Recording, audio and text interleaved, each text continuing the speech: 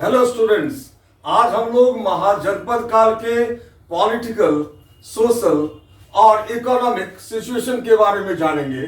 और जैसा कि पिछले वीडियो में मैंने बताया कि 600 ईसा पूर्व का 600 बीसी का जो एज है वो क्रांतियों का युग माना जाता है।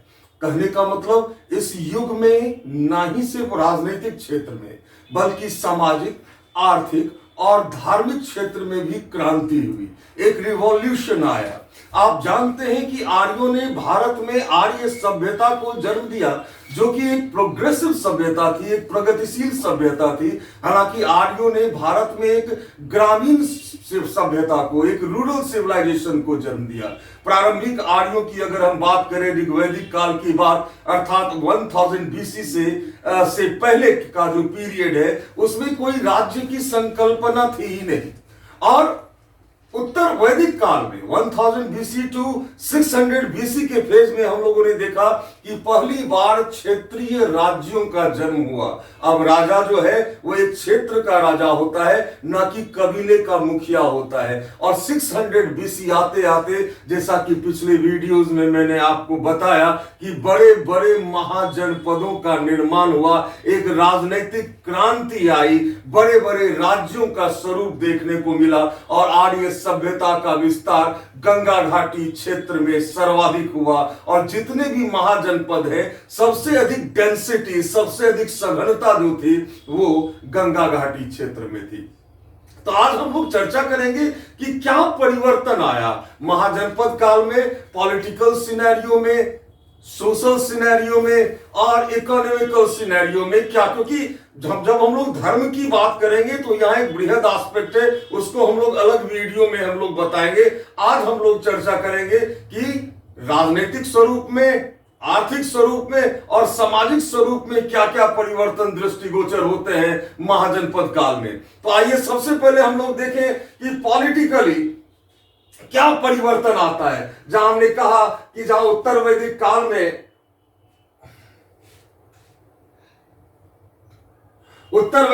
में पहली बार राज्य का फॉर्मेशन होता है।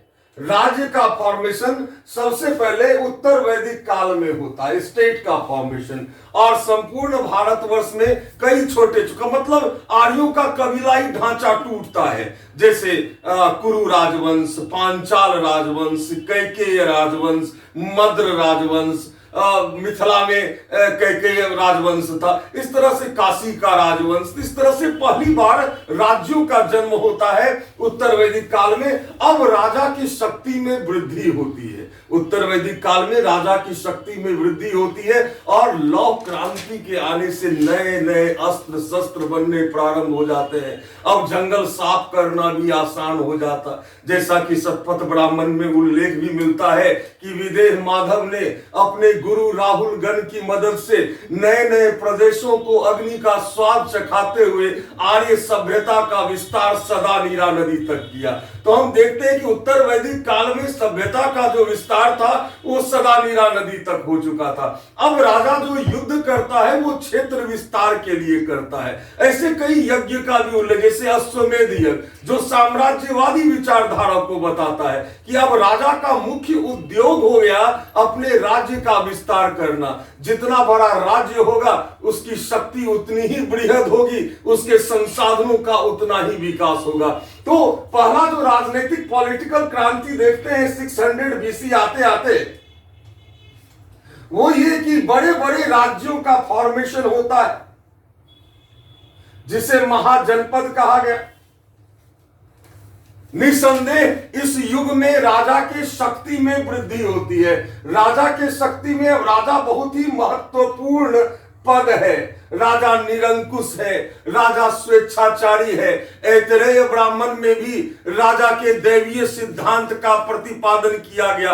एक रहस्यवादी सिद्धांत जुड़ जाता है राजा के साथ कि राजा आम आदमी नहीं है, राजा देवपुत्र है। तो हम देखते हैं कि महाजनपद काल में divine theory of kingship, divine theory of kingship, अर्थात राजत्व का दैवीय सिद्धांत का प्रतिपादन,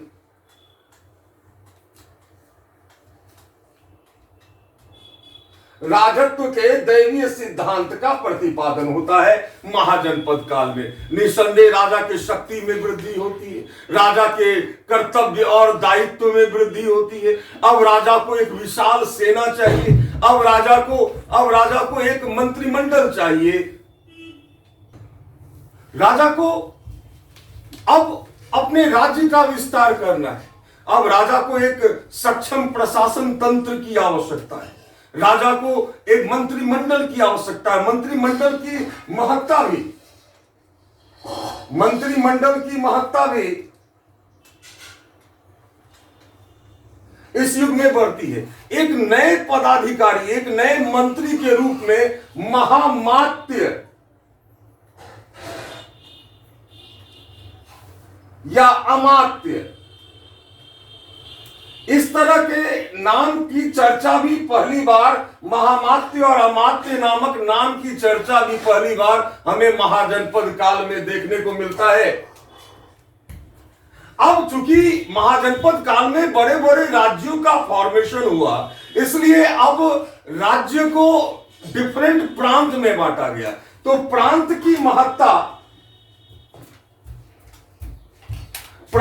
की महत्ता भी महाजनपद काल में बढ़ जाती है। और नॉर्मली जो राजा के जो पुत्र होते थे, जो राजकुमार होते थे, उनको प्रांताधिकारी के रूप में राजकुमारों को, युवराज को या युवराज राजा के ज्येष्ठ पुत्र को कहा जाता था, और अन्य राजकुमारों को प्रांतों में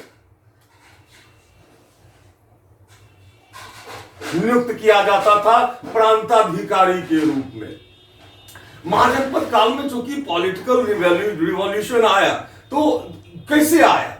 तो मैंने आप लोगों को पहले भी बताया था कि 600 बीसी से भारत का ऐतिहासिक युग प्रारंभ हो जाता है। मतलब इस युग में पहली बार लिखकर ज्ञान अर्जित किया जाने लगा। ब्राह्मी लिपि का प्रयोग होता था। ब्राह्मी लिपि को आगे चलकर जेम्स प्रिंसेप ने पढ़ लिया, तो ऐसा माना गया कि 600 बीसी से हमारे भारतीय इतिहास का ऐतिहासिक युग प्रारंभ हो जाता है। अब पहली बार 600 बीसी के युग में पहली बार ऑफिशियल स्टाम्प, राजकीय मुहर का प्रयोग भी शुरू हुआ। राजकीय मुहरों का प्रयोग सबसे पहले 600 बीसी में प्रारंभ होता है। और जो ऑफिशियल कागजात होता है, जो राजा का दस्तावेज होता है, उसको भी अब लिख के और संभाल के रखा जाता है। और राजकीय दस्तावेज से संबंधित पदाधिकारी की चर्चा इस युग में मिलती है। और ऐसे पदाधिकारी को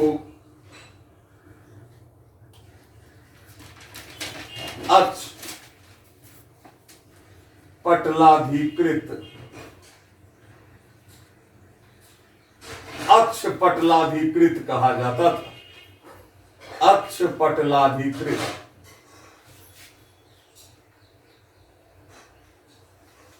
अब राजकीय दस्तावेज भी संभाल के रखे जाते थे।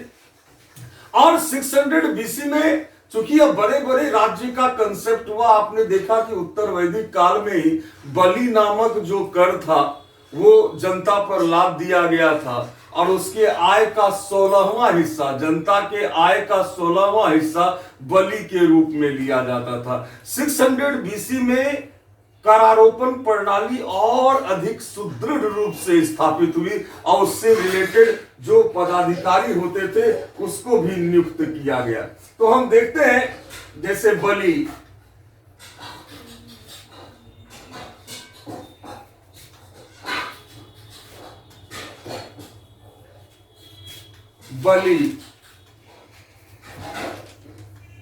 शुल्क, भार, ये सब टैक्स को कहा जाता था। ये सब कर को हम लोग बलि, शुल्क या भाग कहते थे। अब जैसे बलि साधक नामक पदाधिकारी की चर्चा मिलती है, तो बलि वसूलने वाले पदाधिकारी को बलि साधक कहा जाता था। और भाग दूध,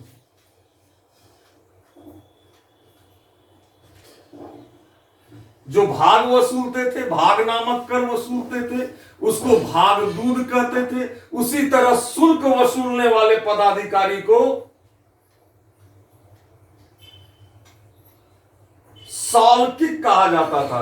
जो पदाधिकारी शुल्क वसूलते थे उसे सौल्किक कहा जाता था।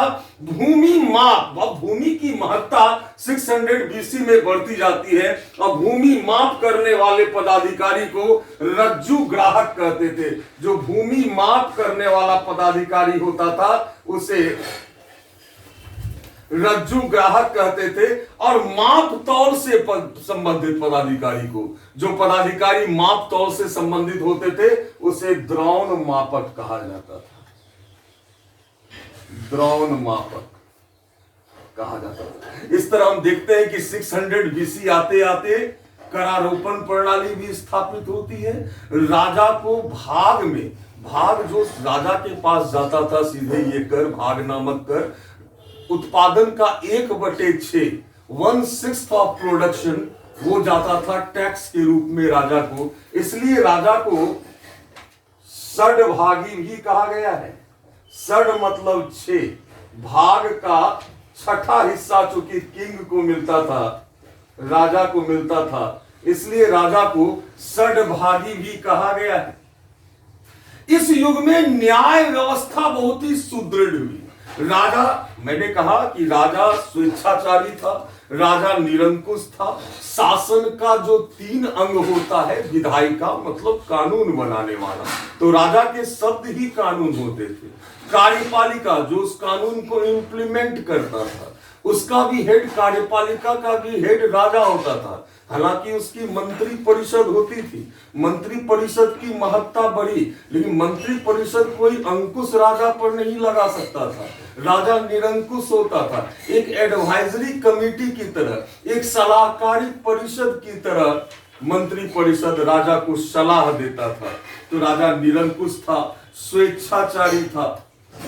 और न्याय व्यवस्था का भी जो प्रधान होता था वो राजा ही होता था। राजा को ही और एक अकाउंटेंट, अब चूंकि लिखने पढ़ने की कला डेवलप हुई थी तो अकाउंटेंट को गणक कहते थे। अकाउंटेंट को गणक कहते थे क्योंकि लिखने पढ़ने का और अकाउंटिंग का काम भी 600 बीसी में सबसे पहले प्रारंभ हुआ था।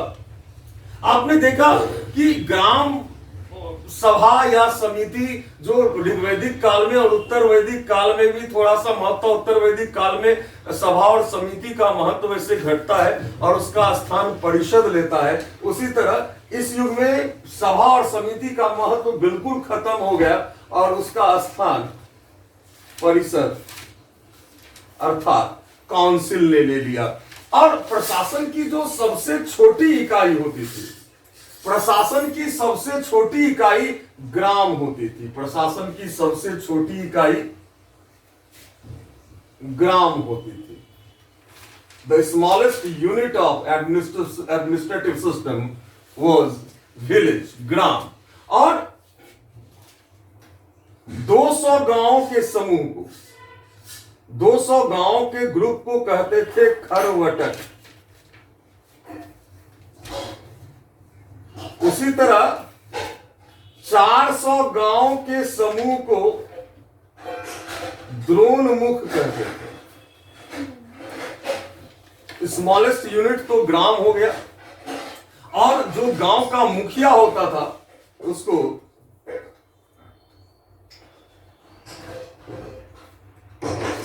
ग्राम भोजक कहते थे। इस तरह हम देखते हैं कि 600 बीसी आते आते एक व्यापक परिवर्तन आता है पॉलिटिकल सिनेरियो में।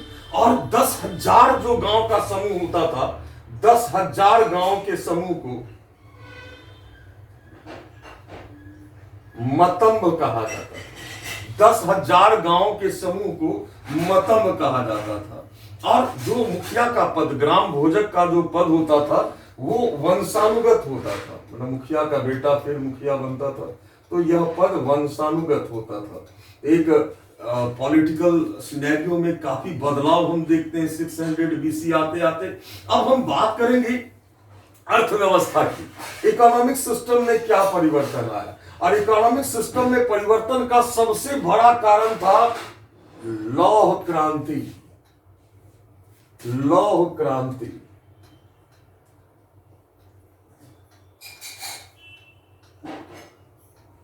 पिछले वीडियोस में मैंने ये चर्चा की थी कि भारत में लोहे का प्रयोग उत्तर वैदिक काल में प्रारंभ हुआ, लगभग 1000 ईसा पूर्व के आसपास। इसलिए उत्तर वैदिक काल को लौह युग कहते हैं। और यह भी मैंने बताया था कि इसका पहला प्रमाण जो हमें मिलता है वो गांधार के क्षेत्र में मिलता है।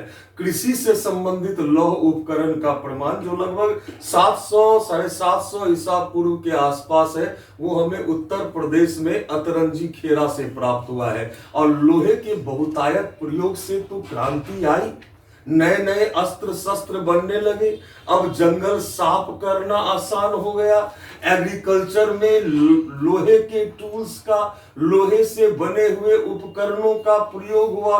अधिक से अधिक भूमि पर खेती की जाने लगी, जिससे सरप्लस की प्राप्ति हुई। और स्टूडेंट्स, सरप्लस ही अर्थव्यवस्था के, इकोनॉमिक सिस्टम के डिफरेंट डायमेंशंस को जन्म देता है।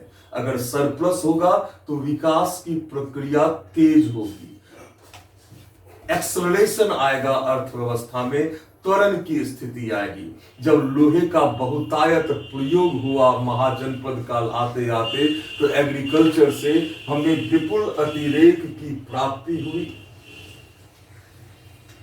विपुल अतिरेक की प्राप्ति ने अर्थव्यवस्था के विभिन्न आयामों को विकसित किया।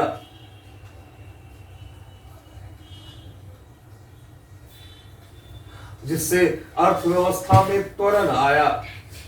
जब इकोनॉमिक सिस्टम एक्सेलरेट किया, तो जब भी आप सिंधु घाटी सभ्यता के उद्भव को भी आप देखें कि जब इकोनॉमिक सिस्टम में एक्सेलरेशन की स्थिति आई, तो एक मार्केट सिस्टम डेवलप करता है।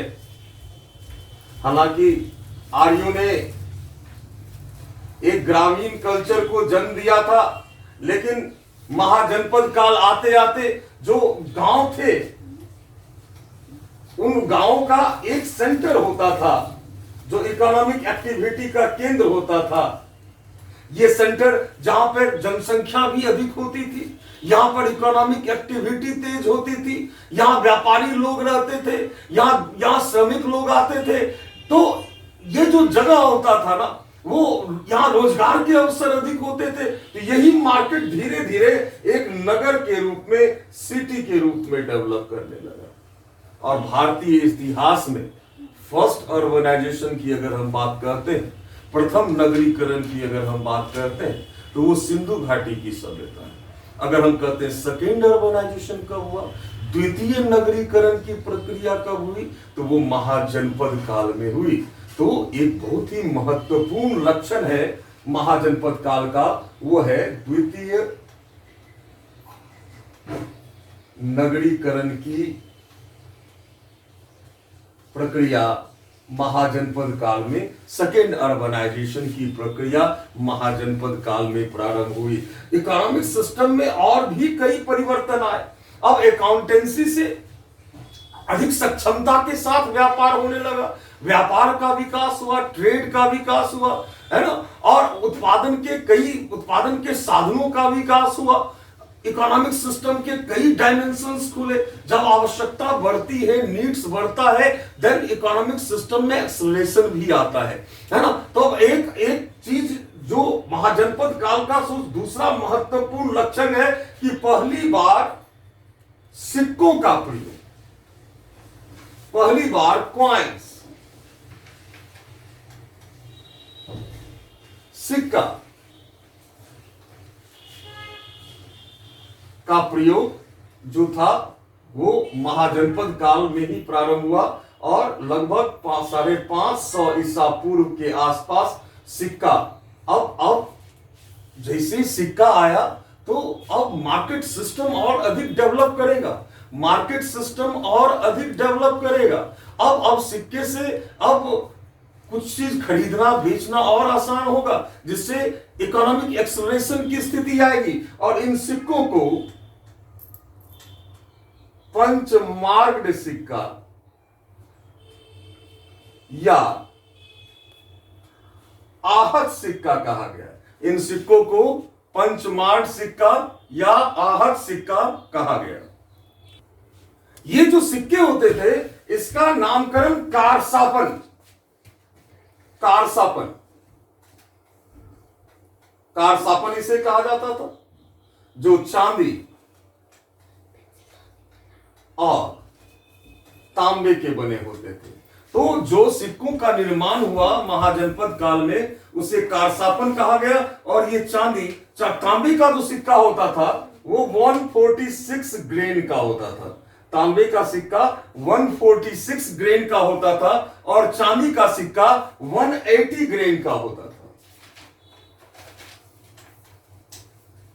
अब हम लोग जानेंगे, जब भी किसी युग के अर्थव्यवस्था को पढ़ेंगे तो यह जानना जरूरी है कि अर्थव्यवस्था का आधार क्या था। तो महाजनपद काल में अर्थव्यवस्था का आधार कृषि था, कृषि। और लौह क्रांति के कारण, मैंने आपको बताया, लौह क्रांति के कारण अब खेती करना आसान हो गया। अब लौह उपकरण से कृषि किया जाने लगा, बड़े बड़े भूभाग पर खेती होने लगी। बौद्ध ग्रंथ सुत्त निपात, बौद्ध ग्रंथ सुत्त निपात और पाणिनि के अष्टाध्यायी से हमें यह सूचना मिलती है कि वर्ष में 2 से 3 बार जुताई होती थी खेत की। यह सूचना हमें मिलती है कि वर्ष में 2 से 3 बार जो है वो जुताई खेतों की होती थी। सांख्यान सूत्र से भी, सांख्यान सूत्र से भी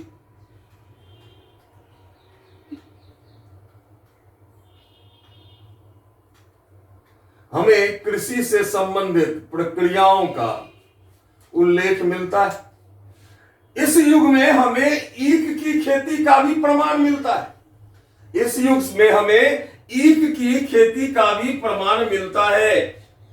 इसके अलावे जौ, गेहूं, चावल, इन सब की खेती होती थी। भूमि माप की जो इकाई होती थी, भूमि माप की, लैंड मेजरमेंट का यूनिट जो होता था, ये अक्सर पूछा गया है एग्जामिनेशंस में। लैंड मेजरमेंट के यूनिट को निवर्तन कहते थे। लैंड मेजरमेंट के यूनिट को निवर्तन कहते थे, जो लगभग 1.5 एकड़ के बराबर होता था। अगर यह प्रश्न पूछा जाए कि महाजनपद काल में निवर्तन क्या था, तो आप बताएंगे ये भूमि माप की इकाई थी। और इस युग में भूमि की अगर हम बात करें तो व्यक्तिगत भूमि की अवधारणा डेवलप हुई। व्यक्तिगत भूमि की मतलब निजी स्वामित्व, निजी स्वामित्व की अवधारणा इस युग में डेवलप हुई। कब? महाजनपद काल में निजी स्वामित्व। कृषि भूमि को, नॉर्मली कृषि भूमि को, जो एग्रीकल्चर लैंड होता था उसको क्षेत्र कहते थे। एग्रीकल्चर लैंड को हम क्षेत्र कहते थे। और जो जंगल भूमि होती थी, जो जंगल भूमि होती थी जहां खेती नहीं होती थी, उसे वन या दाव कहा जाता था। जंगल भूमि को वन या दाव कहा जाता था, या चारागाह भूमि को भी कह सकते हैं। जो चरवाहे होते थे उसको गोपालक कहते थे। चरवाहों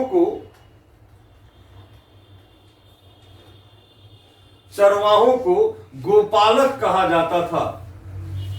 और अगर हम बात करें महाजनपद काल के अर्थव्यवस्था के अन्य आयाम की चर्चा करें तो इस युग में क्राफ्ट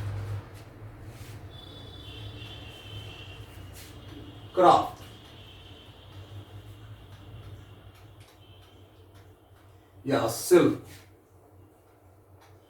के क्षेत्र में भी काफी विकास हुआ, क्योंकि अब एग्रीकल्चर से विपुल अतिरेक की प्राप्ति होती है। अर्थव्यवस्था के कई आयाम हमें देखने को मिलते हैं। जातक कथा में, जातक कथा बौद्ध ग्रंथ की अगर हम बात करें, जातक कथा में सूचना मिलती है कि वैशाली में 18 प्रकार के शिल्प से जुड़े हुए लोग, शिल्पकार लोग रहते थे। 18 प्रकार के शिल्पों की चर्चा हमें जातक कथा से मिलती है। और वैशाली के ही सदैव पुत्र में, वैशाली के सदैव पुत्र नामक जगह में, सदैव पुत्र नामक जगह में 500 कुंभकार, कुंभकार कहते हैं बर्तन बनाने वाले को, 500 कुंभकारों की बस्ती के विषय में हमें सूचना मिलती है। 500 कुंभकारों के बस्ती के विषय में हमें सूचना मिलती है। हाथी दांत से भी सामान बनाए जाते थे। हाथी दांत से भी जो सजावट से, लग्जरियस गुड्स वगैरह सजावट का चीज बनाया जाता था, और हाथी दांत से जो सामान बनाया जाता था, इसको बनाने वाले को दंत कार विधि, हाथी दांत से जो सामान बनाते थे उसे दंतकार विधि कहते थे। धातुओं से जो सामान बनाते थे, जो धातुकार होते थे, उसे कम्मार कहा जाता था। धातुओं से सामान बनाने वाले को कम्मार कहते थे, धातुओं से सामान बनाने वाले को। और जो पत्थर से सामान बनाते थे, पत्थरों का औजार वगैरह बनाते थे, उसे पाषाण कोटक कहते थे। जो धातुओं से सामान बनाते थे उन्हें पाषाण कोटक कहते थे। इसके अलावा कई तरह के व्यवसाय थे, जैसे चारपाई बनाने वाले, या जो बूचर होते थे, कर्मकार होते थे, सपेरा होते थे, गायक होते थे, नर्तक होते थे, जोड़ी होते थे। इन सब का एक अलग अलग वर्ग। तो हम देखते हैं कि शिल्प और व्यवसाय पर आधारित कई नए नए वर्गों का उत्थान भी महाजनपद काल में हुआ। सामाजिक क्रांति आई, समाज में नए वर्गों का जन्म हुआ। इस युग की एक बहुत बड़ी विशेषता है कि इस युग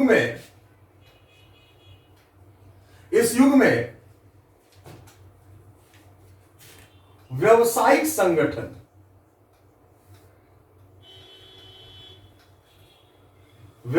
संगठन, कमर्शियल गिल्ड भी बने, और जिन्हें कहा जाता था श्रेणी। कमर्शियल गिल्ड को, जो व्यवसायियों का जो समूह होता था, उसे श्रेणी कहते थे। और इसके अध्यक्ष को, जो इसके हेड होते थे, उसको श्रेष्ठिन,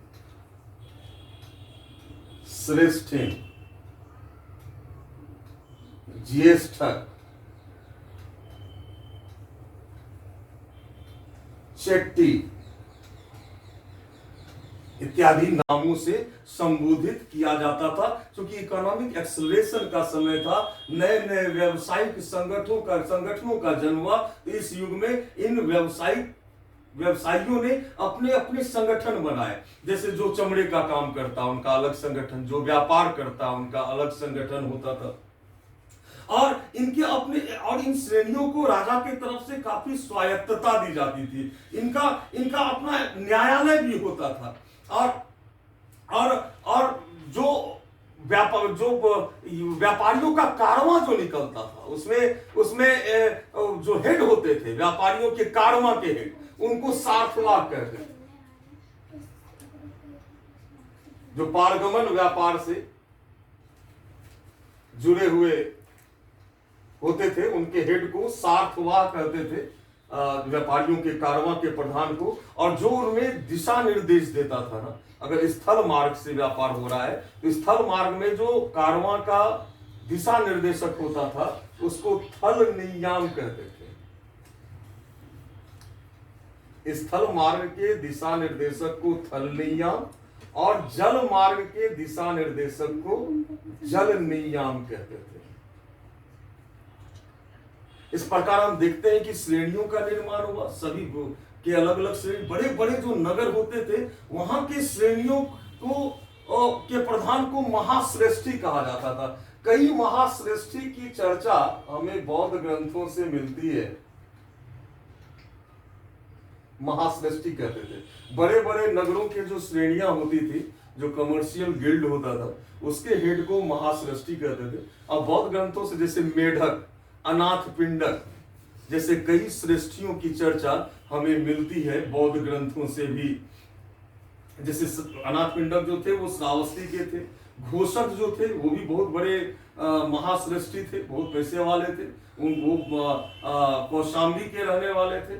और इस समय में महाजनी व्यवस्था बहुत अधिक सुदृढ़ हुई। ऑब्वियस है कि जब इकोनॉमिक एक्सलेशन होगा तो बैंकिंग सिस्टम भी किसी न किसी रूप में डेवलप होगा ही। और उस समय जो प्राचीन भारत में बैंकिंग सिस्टम को ही महाजनी व्यवस्था कहा गया। और इस समय जो इंटरेस्ट रेट था ना महाजनी व्यवस्था के अंतर्गत, वो 15% था। इंटरेस्ट रेट 15% था। इस प्रकार हम देखते हैं कि अर्थव्यवस्था के क्षेत्र में भी काफी परिवर्तन आया। आंतरिक और बाह्य व्यापार भी धीरे धीरे सुदृढ़ होना शुरू हुआ, उसका विकास होना शुरू किया। रेशम, मलमल, जो भारतीय चाकू होता था, चाकू, अनाज, सजावट का सामान, हाथी दांत से बना हुआ सामान, ये सब भारत से बाहर भेजे जाते थे स्वर्ण भूमि के साथ। स्वर्ण भूमि कहा गया है बर्मा को, म्यांमार को प्राचीन काल में स्वर्ण भूमि। लंका, श्रीलंका के साथ व्यापार होता था। रोम के साथ घनिष्ठ व्यापारिक संबंध था। और भारत में आंतरिक व्यापार के लिए भी कई मार्गों का विकास किया गया था। एक मार्ग जो था वो ताम्रलिप्ति होते हुए पाटलिपुत्र, श्रावस्ती, उज्जैन होते हुए भरोच तक जाती थी। भरोच एक बहुत ही महत्वपूर्ण बंदरगाह था। एक महत्वपूर्ण मार्ग जो था राजमार्ग, वो पाटलिपुत्र, श्रावस्ती, उज्जैन और भरोच को जोड़ता था। एक और मार्ग था जो मथुरा से राजस्थान होते हुए तक्षशिला तक जाता था। व्यापार के वृद्धि के लिए, जो व्यापार काफी डेवलप करे, इसके लिए पांड्य सिद्धि नामक संस्कार किया जाता था। व्यापारी लोग करते थे पांड्य सिद्धि नामक संस्कार। इसमें, इस संस्कार में, इस पूजा में सोम देवता की पूजा की जाती थी। व्यापार के विकास के लिए पांड्य सिद्धि नामक संस्कार होता था, जिसके लिए सोम देवता की पूजा की जाती थी। तो इस युग में आपने देखा कि बार्टर सिस्टम धीरे धीरे खत्म हो गया और मुद्रा प्रणाली का जन्म हुआ। पहली बार आहत सिक्के का प्रचलन शुरू हुआ और जो शुल्क भी लगता था, एक्साइज ड्यूटी लगता था। बाहर जाने वाले जो वस्तु होती थी उसमें 1/10 का कर लगता था। और अगर भारत के अंदर व्यापार हो रहा तो उसमें 1/20 शुल्क दिया जाता था। इस प्रकार हम देखते हैं कि अर्थव्यवस्था में व्यापक परिवर्तन आया। पहली बार आहत सिक्के का प्रचलन इस युग में शुरू हुआ। द्वितीय नगरीकरण की प्रक्रिया शुरू हुई। कृषि से विपुल अतिरेक की प्राप्ति हुई और भी कई परिवर्तन। शिल्प का विकास हुआ, आंतरिक और बाह्य व्यापार का विकास। स्वर्ण भूमि के साथ, श्रीलंका के साथ, रोम के साथ घनिष्ठ व्यापारिक संबंध स्थापित हुआ। भरोच, जिसको भृगु कक्ष भी कहा गया है, एक बहुत ही महत्वपूर्ण बंदरगाह भी था उस समय। कई राजमार्गों का निर्माण भी इस युग में किया गया। अब हम लोग देखेंगे कि इस युग में समाज में क्या परिवर्तन आया, सामाजिक परिवर्तन, सामाजिक क्षेत्र में क्या क्रांति आई। तो महाजनपद काल में चूंकि द्वितीय नगरीकरण की प्रक्रिया हुई, आर्य जो है वो एक विशेषता है आर्यों के अंदर, वो है आत्मसातीकरण की प्रवृत्ति। आर्य जब भारत आए तो यहाँ के लोगों को भी भले ही दुश्मन के भाव में ही सही, शत्रु भाव में ही सही, लेकिन अनार्य तत्व को भी अपने सामाजिक समीकरण में शामिल किया। एक प्रगतिशील समाज था आर्य समाज। अन्य संस्कृतियों की विशेषताओं को भी आर्यों ने अपनाया। तो भारत में आर्यों का भारतीयकरण हुआ और भारत का आर्यकरण हुआ। और जो समाज था नॉर्मली, जैसा कि हम देखते हैं जब वर्ण व्यवस्था स्थापित हुई उत्तर वैदिक काल में, पूरी तरह से रक्त के आधार पर समाज 4 वर्णों में बटा। उसी तरह इस युग में भी समाज जो था वो परंपरागत 4 वर्ण में बटा हुआ था।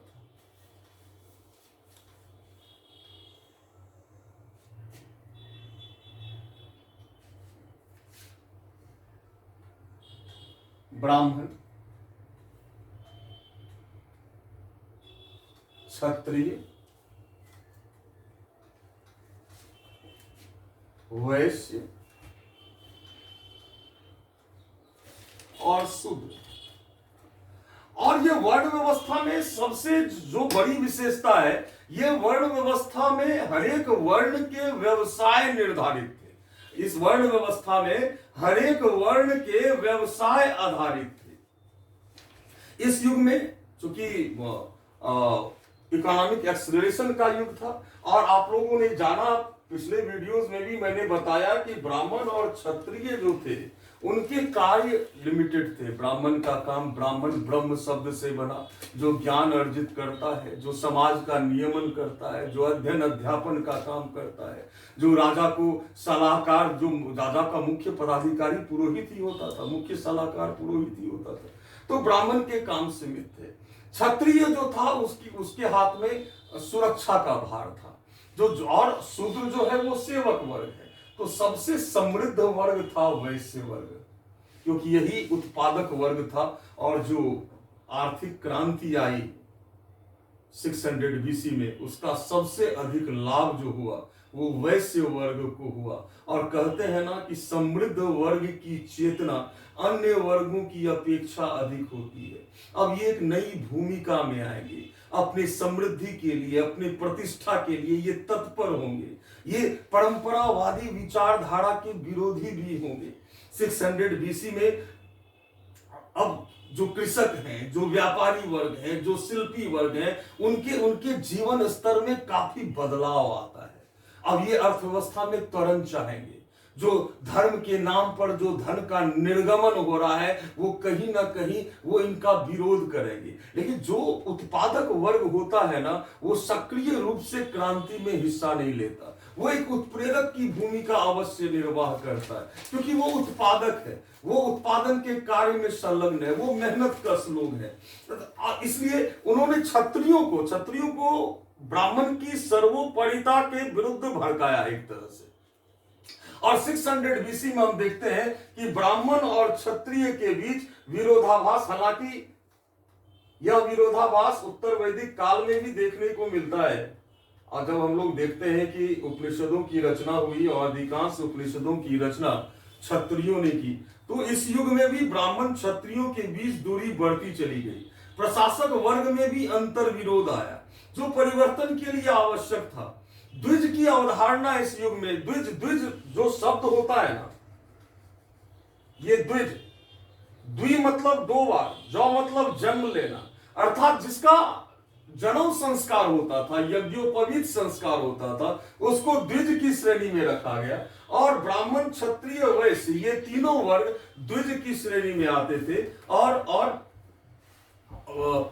शूद्रों को इससे अलग रखा गया। हालांकि ब्राह्मण की श्रेष्ठता समाज में बरकरार थी, ब्राह्मण को सबसे ऊपर सोपान क्रम में रखा गया था। जो जातिगत भेदभाव है प्रखर रूप से 600 बीसी में भी है। नए नए वर्गों का जन्म हो रहा है, लेकिन ब्राह्मण की श्रेष्ठता कायम है। जहां विष्णु धर्म सूत्र में यह कहा गया कि 10 वर्षीय ब्राह्मण भी, यह बात विष्णु धर्म सूत्र में कहा गया है।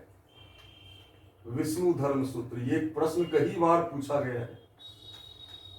ये कहा गया है कि 10 वर्षीय ब्राह्मण भी 100 वर्षीय क्षत्रिय से श्रेष्ठ है।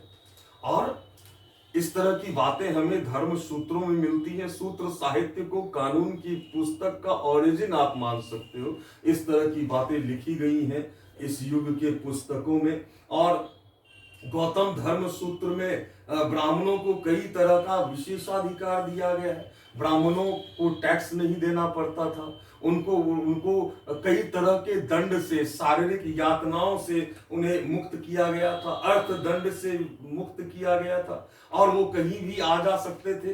तो ब्राह्मणों को कई तरह का विशेषाधिकार दिया गया था। हालांकि इस युग में छुआछूत और अस्पृश्यता का भी जन्म हुआ, और कई तरह के अस्पृश्य, खासकर जो अनुलोम और प्रतिलोम विवाह से, कुछ ऐसे अनुलोम प्रतिलोम विवाह होते थे जिसके संतानों को हेय दृष्टि से देखा जाता था। जैसे अगर ब्राह्मण कन्या है और शूद्र पिता है तो उसके संतान को चांडाल, निषाद इत्यादि कहा गया, जो जिसको हीन माना गया। उन छुआछूत का भेदभाव उनसे रखा जाता था। क्षत्रियों को की सामाजिक श्रेष्ठता इस युग में बढ़ी, और उन्होंने इस मामले में ब्राह्मणों को चुनौती दी।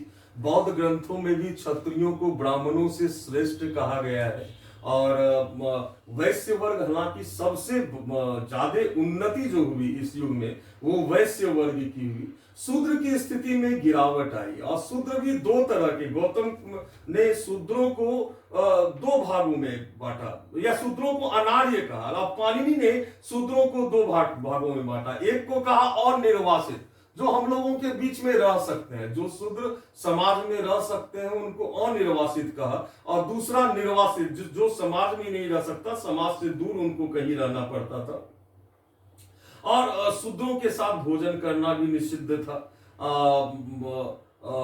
हालांकि कई किताबों में, जैसे सांख्यान सूत्र में यह कहा गया है कि शूद्र जो है वो महाव्रत संस्कार कर सकते हैं, ऐसा सूचना हमें सांख्यान सूत्र से मिलता है। अनुलोम प्रतिलोम विवाह इस युग में काफी होने लगा। अनुलोम विवाह ऐसे विवाह को कहा गया जहां पति उच्च जाति का होता था और पत्नी उससे निम्न जाति की होती थी, ऐसे विवाह को अनुलोम विवाह कहा गया। और अगर पति की जाति नीची है और पत्नी की जाति ऊंची है तो ऐसे विवाह को प्रतिलोम विवाह किया गया, कहा गया। और सबसे बड़ी समस्या तब आई कि इनके संतानों को किस वर्ण में रखा जाए।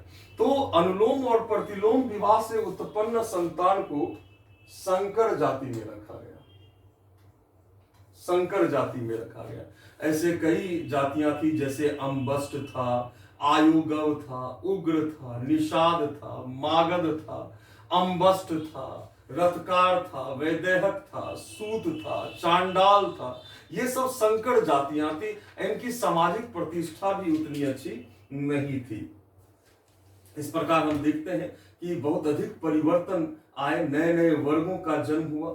जैसे चूंकि नगर के निर्माण होने से एक नगरीय वर्ग का भी जन्म हुआ। जैसे भिक्षावृत्ति, वैश्यावृत्ति जैसा नया रोजगार आया तो इसका एक नए वर्ग का उद्भव हुआ। महाजनपद काल में वैश्याओं का हम देखते हैं, अस्तित्व देखते हैं। भिक्षावृत्ति, भिखमंगों का, भिक्षा मांगने वालों का भी अस्तित्व 600 BC में हम देखते हैं। और इस युग में जो था, संयुक्त परिवार की अवधारणा भी भरी। संयुक्त परिवार, स्त्रियों की दशा में और अधिक गिरावट आती चली गई। बहुविवाह का प्रथा, सती प्रथा का साहित्यिक प्रमाण भी हमें इस युग से मिलता है। महाभारत से भी हमें सती प्रथा का प्रमाण मिलता है। इसके अलावे अविवाहित कन्या जो होती थी, उसे अविवाहित कन्या को पाणिनि कुमार कहते हैं, और जो कन्या कभी शादी नहीं करती थी या अविवाहित रहती थी उसे कुमार कहा गया पाणिनि के द्वारा।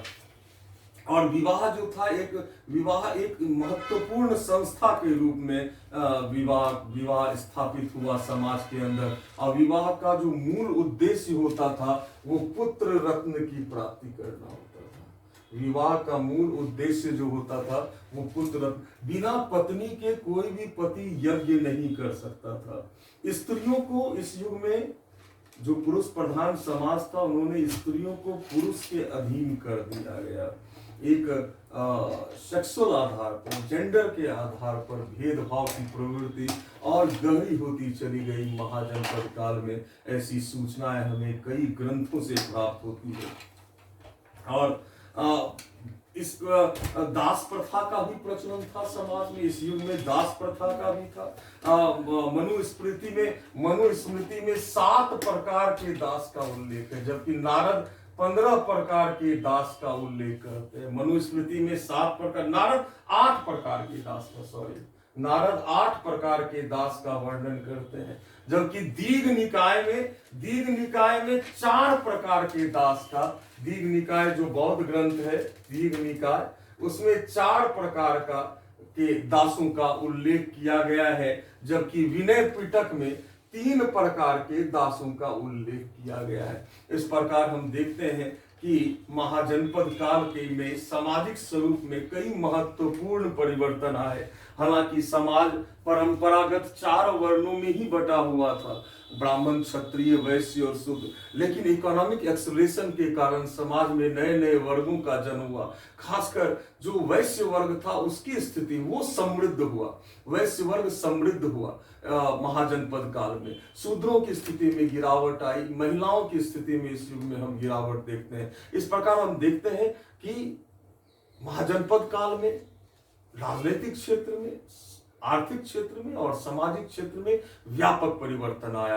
अब हम लोग अगले वीडियो में हम लोग महाजनपद काल के धर्म के स्वरूप को देखेंगे और नए नए दार्शनिक विचारधाराओं का उद्भव हुआ। इसी युग में महावीर जैन और महात्मा बुद्ध जैसे धर्म संस्थापकों का जन्म हुआ। उनके बारे में भी हम लोग जानेंगे, अलग अलग वीडियो में जानेंगे। तो अभी तक आप लोगों में जिन्होंने इस हमारे चैनल को सब्सक्राइब नहीं किया है तो कृपया सब्सक्राइब करें।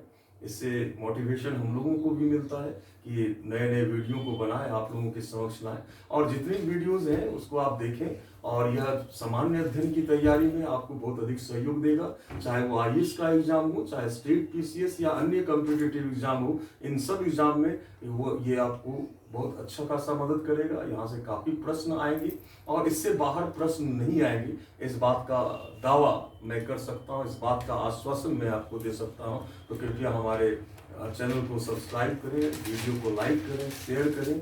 बहुत बहुत धन्यवाद।